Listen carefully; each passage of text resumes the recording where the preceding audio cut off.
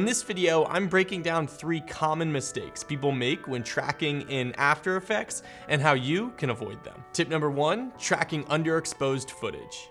So in this example, I have this sinister shot inside of a cave, and the director wanted hieroglyphics on the wall, but after running the 3D camera tracker and analyzing the sequence, you can see that the tracking points really only show up on the floor since that's the only part of the image that's well lit.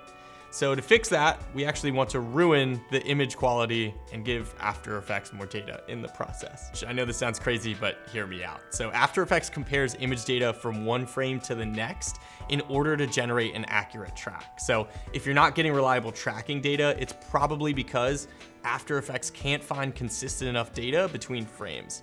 We can help it out by introducing a few elements that boost visual information, which will give After Effects a bit more to work with. So in order to do that, go ahead and delete any existing camera tracker that you may have, and then go ahead and pre-compose the shot and name it Cave. And then you'll want to go inside of this new Cave pre-comp and add a few effects. So the first one you want to add is brightness and contrast, and you'll want to increase the brightness and lower contrast.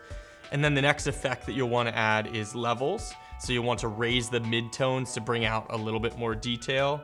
And you'll want to add the defined edges and invert it. So yes, this does look awful, but now there's so much more information, specifically contrast and edge information that After Effects can analyze. So then you'll want to go back into the main comp and apply the 3D camera tracker to the pre-comp itself, not to the footage inside of this. Do this because After Effects actually ignores additional effects that are on the same clip as the camera tracker.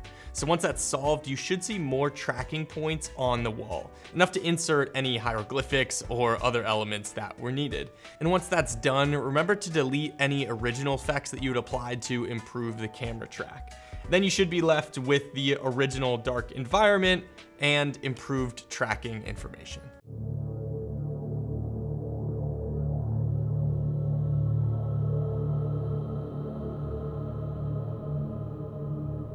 Another mistake that new users make is that they don't know what to do when a subject leaves the frame but needs a tracked element to follow them. So let's take a look at this shot of a runner jogging across the frame.